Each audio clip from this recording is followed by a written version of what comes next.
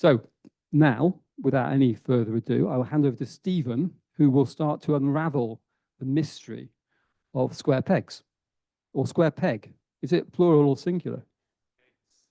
More than one. Can we get the other?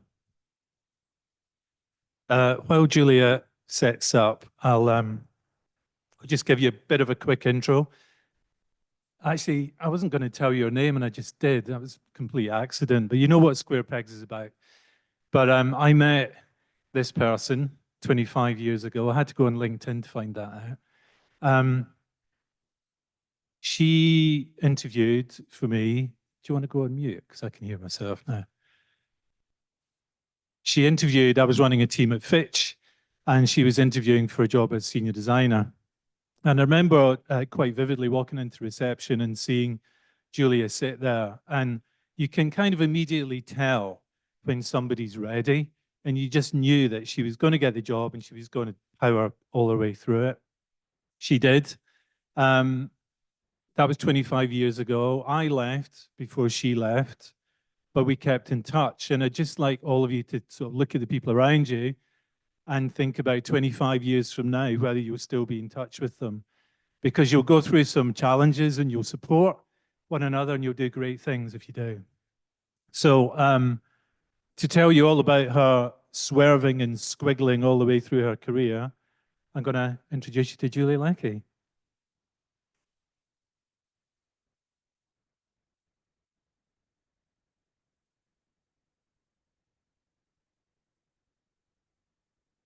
Okay, I'm very shouty because I've got two boys, and anyone that's got kids knows. So I'm not even sure I need this microphone, so just bear with me.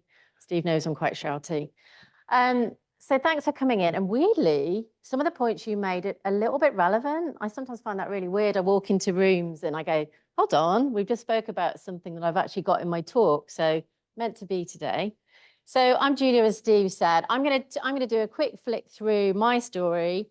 And I think, you know, a bit of the data behind the stories we're talking about here and how I've built my journey. And when Steve said square pegging a round hole, I was like, am I that? Oh my God, didn't realize. But I think what I am is I'm curious. I'm interested in people and life. And I also realize we've just got one life to live. And I don't know whether anybody's ever read anything about Buddhism. I'm not a Buddhist, but I love the fact that they really get mortality. So I get mortality, and I'll explain why. So my question to everybody is in this room is, are you fearless? And you can answer that after, because I am going to get an answer for everybody.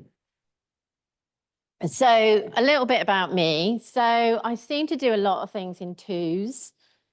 My mum and dad were Salvation Army officers. And I'm going to talk about that in a minute, which is relevant to your point. And this is them when they were getting married in the 1960s. And they're amazingly philanthropic. The work they did around the country, feeding homeless people, traveling around. So it was an amazing foundation. I'm one of two girls. Sorry, a little bit of a faded photograph. That's me sitting on the wall with my sister. And every Wednesday, and this is relevant, I would walk down to the local library and get as many books as I possibly could, put them on the little trolley, yeah, a little bit like Matilda, and walk back with them. So I had a fascinating, incredibly curious brain. I've got two boys that I've been a working mom, which sometimes has given me a lot of guilt. But recently my son said to me, he just went off to university to do computers and AI. And I said to him, has it affected you, me being a working mom? And he went, God, no, it's maybe you want to be an entrepreneur. And I can't remember nursery or anything like that. So I was like, brilliant.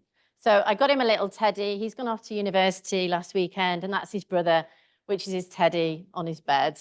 There's a big age gap. I've got two cats. We've got a little zoo in our house. We've got two little cats that walk around, and we've got a dog. And oh my God, the joy that brings us, you will just not believe. Anyone that's got animals, I can see them over there. Just one dog, and I haven't got a picture of him. He's so needy, he would be here if I let him. But I say from a business perspective, worked with Steve for many years. You know, fun times. I didn't know I got the job when I walked in. I wouldn't have tried so hard in interview.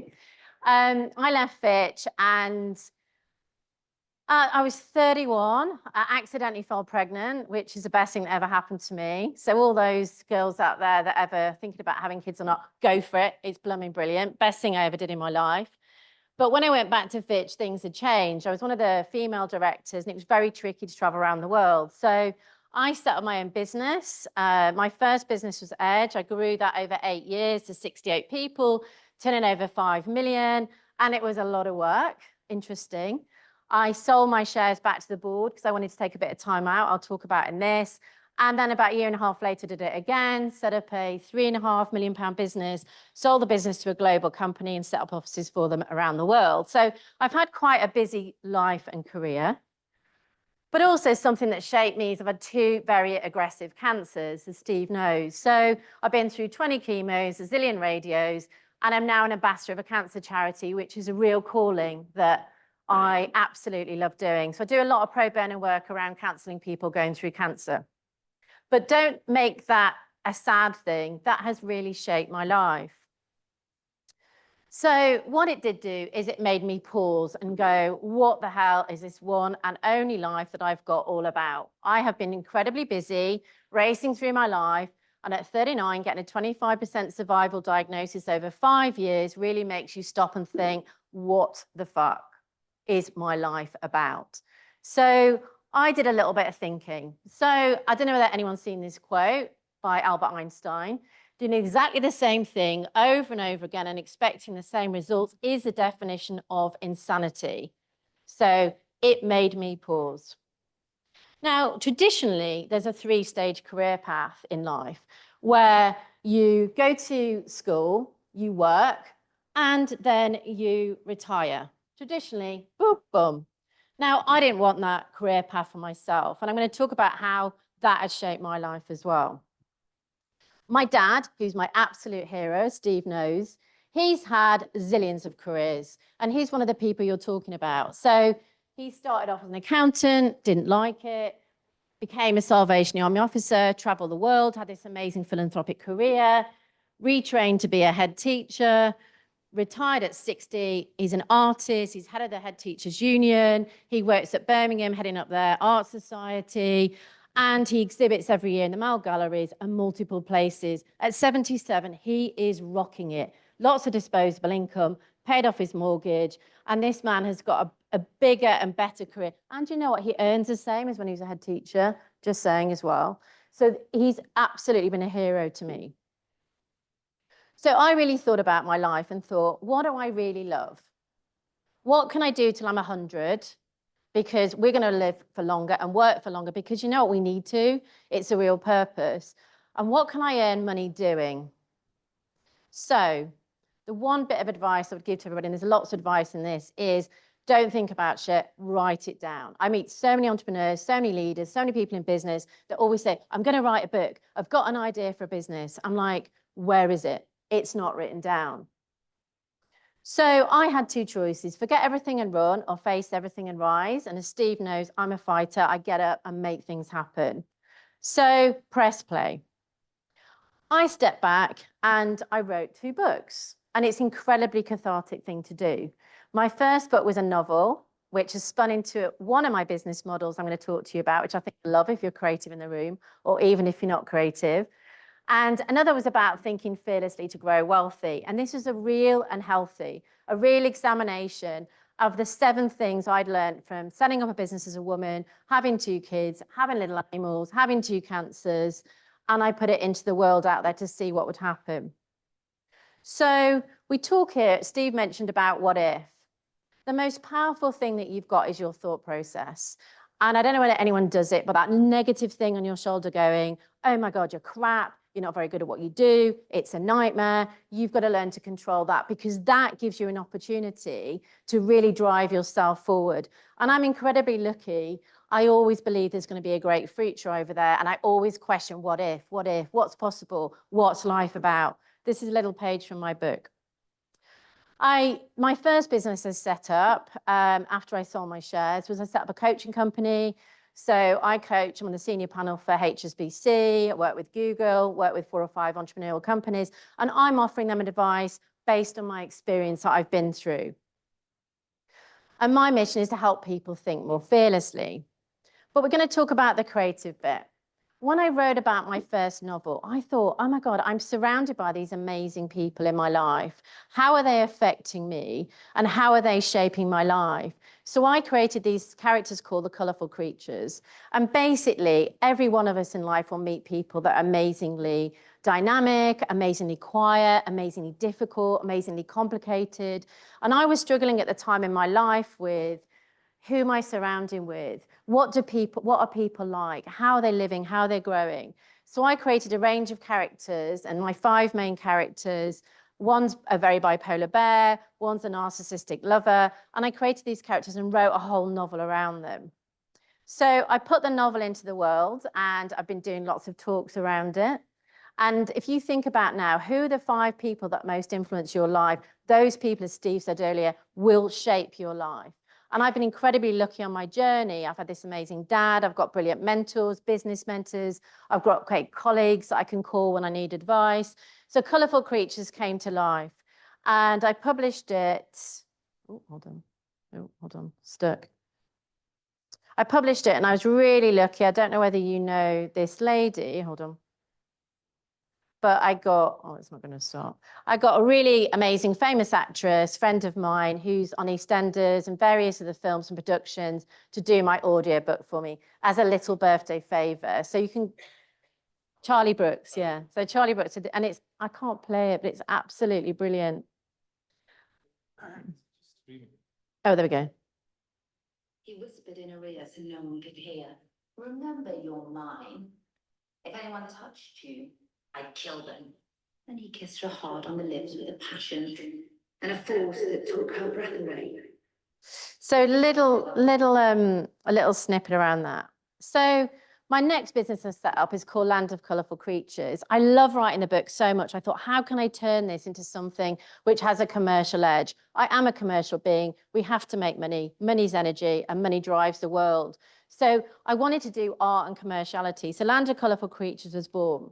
And I've developed a model where it all spins on storytelling. We've all got stories to tell about our lives, our attitude, behind every data, there's a brilliant story. So I started by writing a series of stories, and the first one is called In Love with Her Red Shoes, but I Hated Her Outfit.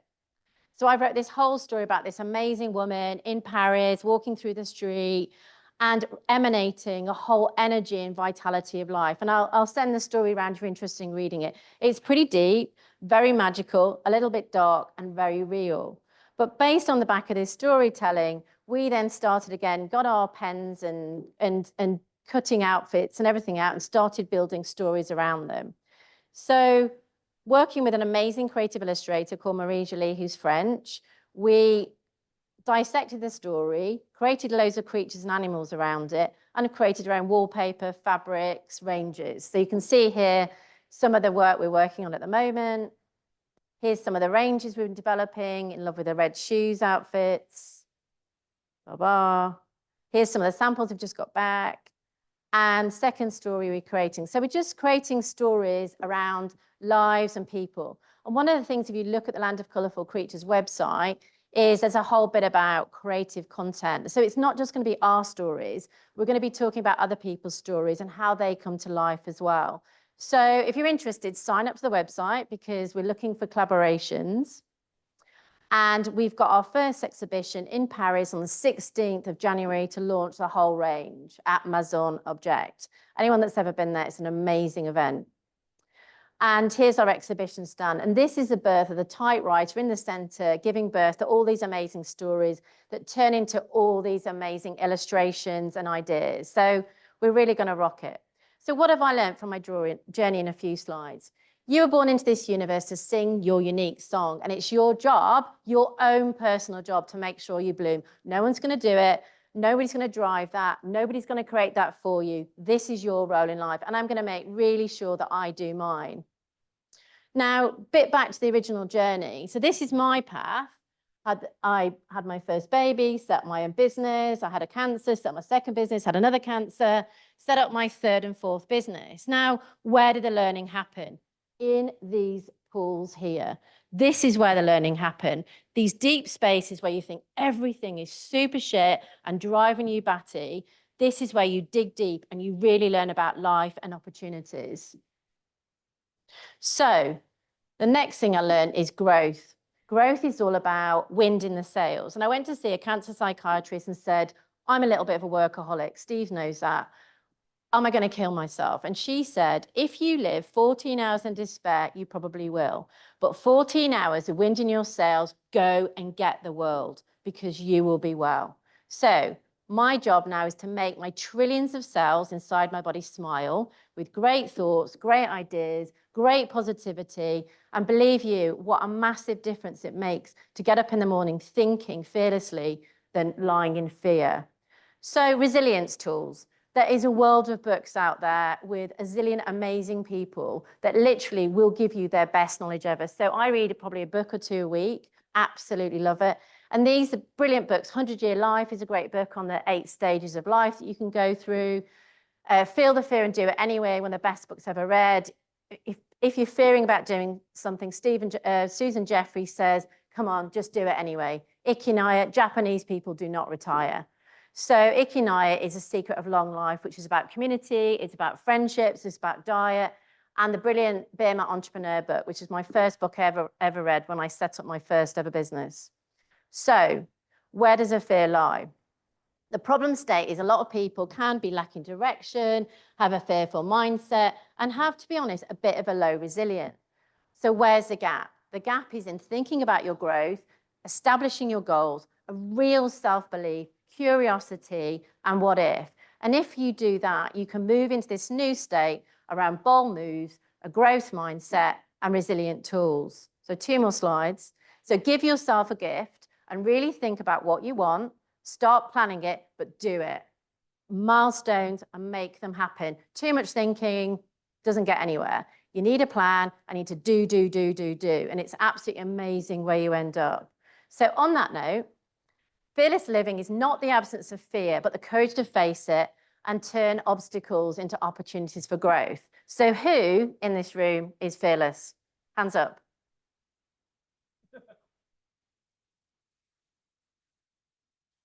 Right, well, everybody else has got something to work at. That's it. Very fast, though.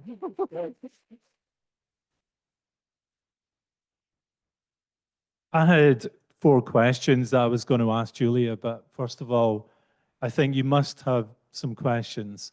I mean, that was a pow presentation. It's left me fairly speechless. I don't know about anybody else, but questions, queries? Thank you. You've ended up somewhere quite different from where you started. Was the seed of where you are today, was that present then and you were building up the courage to go to where you are today? Or do you think you've just been open to everything and ended up somewhere entirely unexpected? Like, did the dream of storytelling, wallpapers, all that exciting stuff, was that there when you met Steve at that job interview? Or has it you've just been open to it and it's come over time? So I think I've got 2 answers. I think from the age of 8, I always love reading and walking down to the library. This is why I put myself on the wall. I always read. I've always had a super active brain, which is good and bad, because that brain can take you in a direction which is pretty fearful or a direction which is amazingly positive. But I'm a big believer in using your gifts and understanding your own value base. And a lot of people don't spend enough time thinking, what are my values? You know, humanity, integrity. And when I do my exec coaching, a lot of the people have sort of forgot their own values and they're rolling around and they're being swayed by the wind. But if you stand by your own values and you use your own gifts, honestly, it is amazing how you light yourself up. And when you light yourself up, you light the world up around you.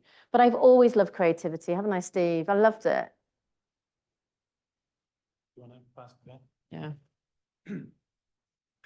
Thanks very much. That was great. Loved it, all of it. Still trying to process it, but it was great. So much ground covered, so much done. Probably working alongside people that have not been quite able to catch up or not had the same mindset. How have you brought those people with you when you've been working at that kind of pace? Yeah, I've got a very laid back husband, as Steve knows. So actually, he's my yin to my yang. So he's like, oh, what, what I tend to do is I do squirrel a lot of it away. I get up really early at 5:30 in the morning. So I have this blast of stuff that I do, which is, you know, a little bit hidden, but I can't help who I'm born with. And I think I said when I went to see the psychiatrist, and am I literally killing myself here by overworking? And she said, no. And what I realized is the business was getting bigger, you know, 4 or 5 million. We've all been in business with 2 girls running it, making stuff up as we went, as we grew, working with some of the world's biggest clients. We'd got so busy, we'd really sort of forgot about who we were and the gifts that we had.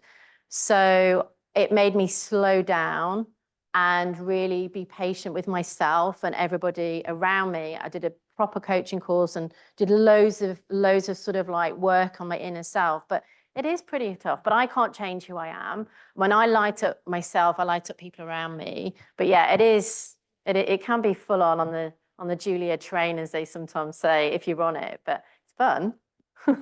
Yeah, I don't doubt that for a minute.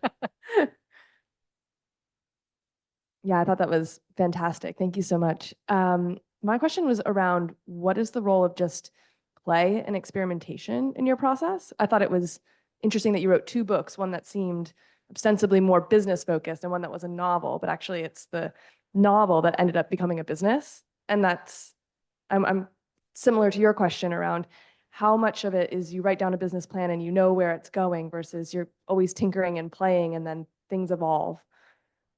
I think I play a lot. I think the thing about business is, you know, and I do. I read this when I was going through a really crap time. I listened a lot to this American guy called Jim Rohn. I don't know whether you guys have heard of Jim Rohn. He sort of like coached Tony Robbins, and a lot of his stuff came from it. But he was like, you know, you have to really sit down and think about what you want, your values, your gifts in life.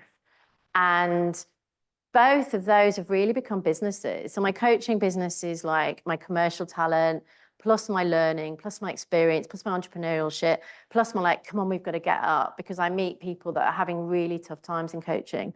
But then my creative business, it's like, it fuels that side of me that is just like magical. And I've invested in the business. I've got a business partner who's got shares. She, you know, unfortunately, her mom died of breast cancer when she was 13. And when she illustrated my book, she said to me, I've got this one chance of doing my business. Can me and you do it together? I'm like, yeah, we'll go on the journey together. So I'm funding it and founding it, but she's very much part of the journey. But back to it, and as Jim Rohn said, nobody knows what's going to happen this year, next year, the year after. But when we're in the moment, doing our absolute best, that is amazing. And then I have these little plans in the background that I tick away at, little milestones, like I'm sure you do, milestone, milestone, milestone. But when people come to me, entrepreneurs, and say, I really want to set up a business, I'm like, where's your big milestone? Mine for this is Paris, 16th of January. The designer's French. It's a really good place to be. But if not, you just fiddle around. So it's a bit of both. It's a bit of playing, but solid milestones. And when you hit them, you're like, yay, I've done it. You know?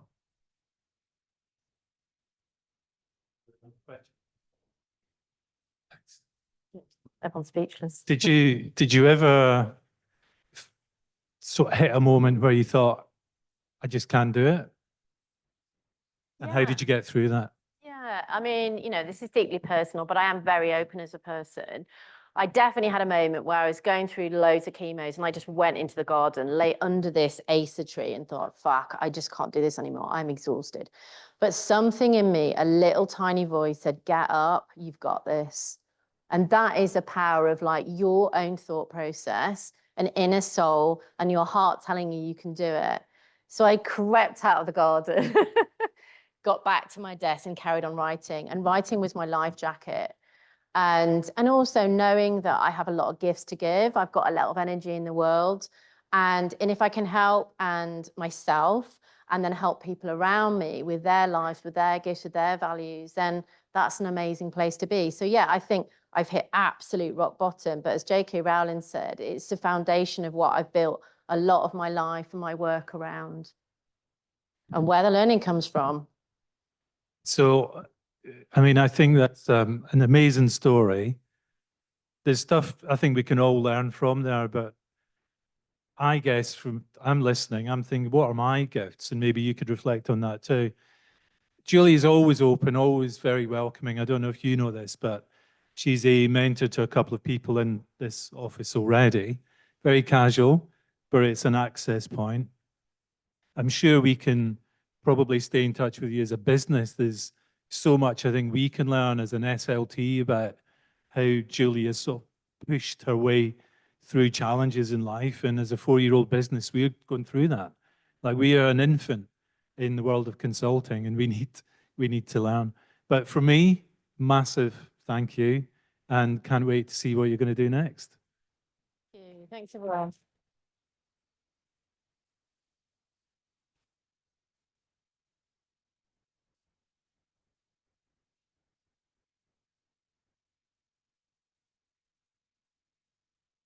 You're going to round up? You're going to say final? Have a great day.